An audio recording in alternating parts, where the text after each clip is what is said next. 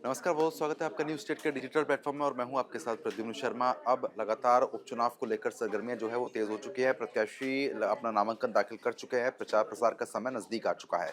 प्रचार प्रसार के समय में अक्सर देखने को मिलता है कि जो स्टार प्रचारक के तौर पर प्रचार प्रसार करते हैं, उनकी फैन फॉलोइंग के आधार पर जनता लगातार उनके सुनने को उनको पहुंचती है और उसका कहीं ना कहीं प्रत्याशी को भी लाभ मिलता हुआ नजर आता है। स्टार प्रचारक के तौर पर सीएम योगी को लोग काफी पसंद करते हैं। अब लेकिन देखिए, अगर इसकी इतर हम बात करते हैं तो चुनावी माहौल क्या कुछ कह रहा है ये समझना ज़्यादा ज़रूरी हो जाता है। वो इसलिए ज़रूरी हो जाता है क्योंकि परिस्थितियाँ किसके पक्ष में, किसके विपक्ष में ये जानना और समझाना ज़रूरी है। क्योंकि जिस तरीके के लोकसभा में परिणाम सामने आते हैं, कहीं न कहीं समाजवादी पार्टी को काफ़ी ज़्यादा मजबूती थी। लेकिन अब जो 9 सीटों पर उपचुनाव हो रहा है, इसमें मजबूती रहेगी या फिर कहीं न कहीं बीजेपी इसमें बढ़त बनाती हुई नज़र आएगी? ये अपने आप में एक बड़ा सवाल है। फिलहाल एक सीट आरएलडी के पास है, कांग्रेस बैकफुट पर आ चुकी है।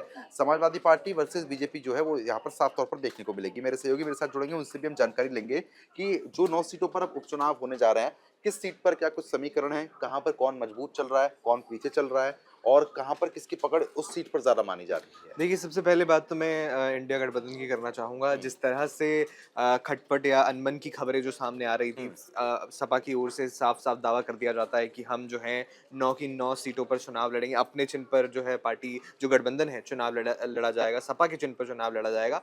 तो ऐसा कहा जा रहा था कि कांग्रेस के लिए एक धक्का है ये, कांग्रेस को कहीं न कहीं नुकसान हुआ है इससे। लेकिन अब खुद जो कांग्रेस के प्रदेश अध्यक्ष हैं अजय राय, उनकी तरफ से कह दिया गया है कि हाँ, इंडिया गठबंधन जो है एक साथ मिलकर चुनाव लड़ रहा है और जो है सपा के उम्मीदवारों को पूरा समर्थन दिया जाएगा। तो हुँ, एक पॉजिटिव यहाँ पर इंडिया गठबंधन के लिए रहा, हुँ, क्योंकि देखिए ये आपने बीजेपी को मौका दे दिया था इस तरह का ऐलान अचानक से कर कर, खास तौर पर जब जी, आप 5 सीटों का दावा करते हैं, हुँ, फिर आप जब मोलभाव होता है तो 2 सीटें आप मान जाते हैं कि ठीक है 2 सीटों हुँ, पर हम लड़ लेंगे और अंत में जो है सपा प्रमुख ट्वीट करते हैं सीधा कि नहीं भई हम हमारा तो फैसला हो गया, हम अपनी जो है अपने हुँ, चिन्ह पर चुनाव लड़ेंगे 9 सीटें पे। ठीक है। तो देखिए, ये बीजेपी के लिए मौका था। हमने हुँ, देखा बीजेपी ने किस तरह से उन पर निशाना साधा और कहा कि कांग्रेस का हाथ खाली रह गया उत्तर प्रदेश के उपचुनाव में। लेकिन अब जो है एयर क्लियर कर दी गई है हुँ, कांग्रेस की तरफ से कि हाँ, बिल्कुल इंडिया गठबंधन एकजुट होकर ये हुँ, चुनाव लड़ने जा रहा है। तो ये एक पॉजिटिव हुँ, इंडिया गठबंधन के लिए है। बीजेपी या एनडीए के खेमे की बात करें तो देखिए साफ-साफ जो निषाद पार्टी की ओर हुँ, से या संजय निषाद की ओर से जो प्रेशर बनाया जा रहा था आलाकमान पर, बीजेपी आलाकमान पर, उसका कहीं न कहीं असर होता दिखा नहीं है। देखिए वो उन्होंने दिल्ली में जाकर डेरा डाल दिया था और ये माँग की थी कम से कम 2 या 3 सीटें, 2 सीटें तो कम से कम अपने हिस्से में ले लेंगे वो। हुँ, लेकिन जिस तरह से प्रेशर उनकी तरफ से या हुँ, वो अप्लाई करने की कोशिश की गई, क्या मीटिंग हुई, बाद में हमने देखा कि किस तरह उन्होंने डिप्टी सीएम ब्रजेश पाठक के साथ हुँ, आके प्रेस कॉन्फ्रेंस भी की। लेकिन ये कहीं न कहीं उनकी पार्टी के लिए झटका भी है, क्योंकि वो 2 सीटें डिमांड कर रहे थे और इनमें से एक ऐसी सीट भी थी, मंझवा सीट थी जिसमें वो विधानसभा चुनाव लड़े थे और जीते भी थे। वो भी उन्हें नहीं मिली। बल्कि बिल्कुल। मिलती है कि हुँ, हुँ, आरएलडी को मीरापुर सीट मिलती है जो कि वो दावा कर रहे थे और पहले से डिसाइडेड था कि आरएलडी सीट पर चुनाव लड़ेगी और उन्हें वो मिल भी गई।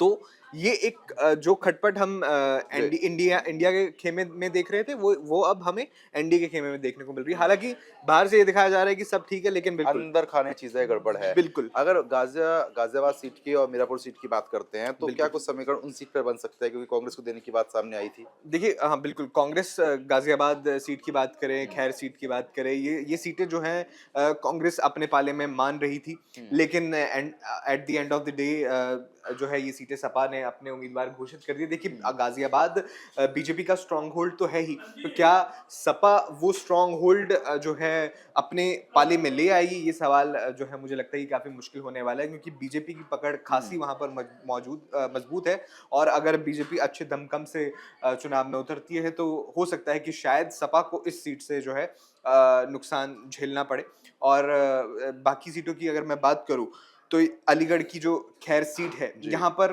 हो सकता है कि सपा अपना कमाल दिखा दे।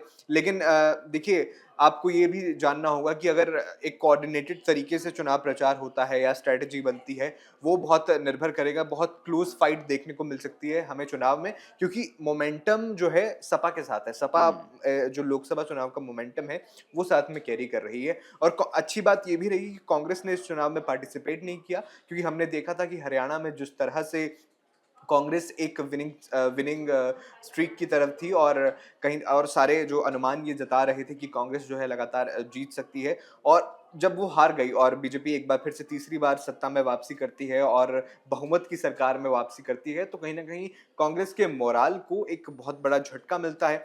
तो कहीं न कहीं ये मोराल जो है उपचुनाव में भी इफ़ेक्ट करता और हम ये भी देखते कि जो माफ़ कीजिएगा कांग्रेस की आलाकमान है, जी। उसका जो ध्यान है वो भी भटका हुआ नज़र आता है क्योंकि महाराष्ट्र के भी चुनाव हैं और झारखंड के चुनाव पर भी फ़ोकस करना है और महाराष्ट्र में देखिए आप इतने सहयोगियों के साथ चुनाव लड़ रहे हैं, तो आपका ज़्यादा ध्यान वहीं जाता। तो कहीं न कहीं ये इंडिया गठबंधन के लिए एक अच्छा ही साबित हुआ कि आलाकमान जो है, वो अपना पूरा ध्यान महाराष्ट्र या झारखंड चुनाव पर लगाए और सपा जो कि पहले भी अपने पीडीए के फ़ॉर्मूले के तहत कमाल दिखा चुकी है, वही फ़ॉर्मूला वो आज़माए और साथ में जो सपोर्ट है वो कांग्रेस की ओर से दिया जाए। अब देखिए सपा के कैंडिडेट्स की मैं अगर बात करूँ तो 4 उसमें से जो हैं मुस्लिम वर्ग से हैं, 3 पिछड़ा वर्ग से आते हैं और 2 दलित कैंडिडेट सपा की ओर से उतारे गए हैं।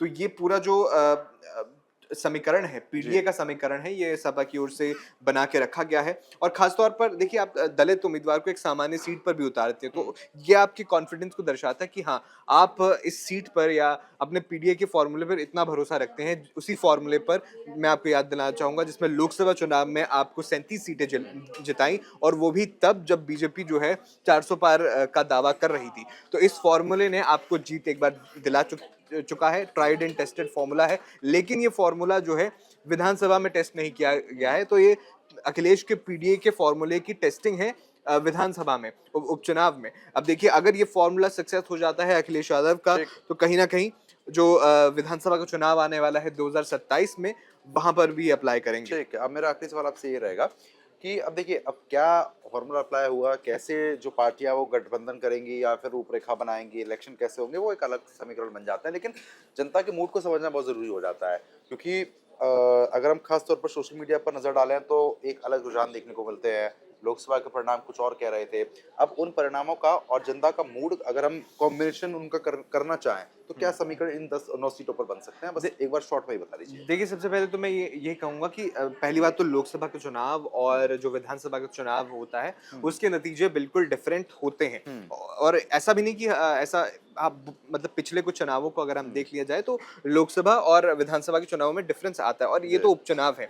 और उपचुनाव में एक जनरल धारणा ये रहती है कि जिस पार्टी की सरकार है, मैक्सिमम सीटें वो पार्टी जीतने में कामयाब हो जाती है। ठीक। लेकिन देखिए धारणाएँ जो हैं बनती है, टूटती हैं हुँ, और हमने ये हरियाणा के चुनाव में देखा था किस तरह से बिल्कुल। 5-5 सीटों पर लोकसभा में जीत हासिल की थी, 5 बीजेपी ने हासिल की थी और 5 5 कांग्रेस ने। कांग्रेस ने। लेकिन जब विधानसभा का चुनाव आया तो बीजेपी जो है बहुमत से पार्टी में सत्ता में आ जाती है।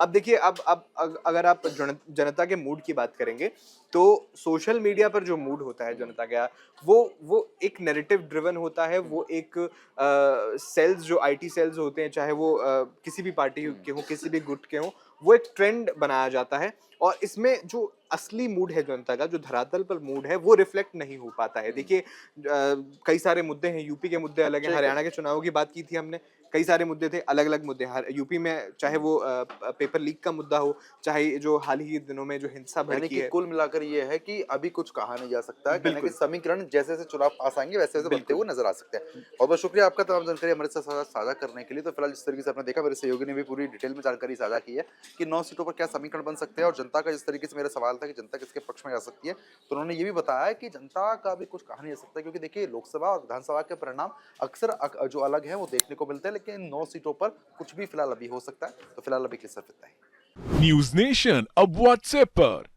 खबरों के ताजा अपडेट के लिए न्यूज नेशन के इस क्यूआर कोड को स्कैन करें।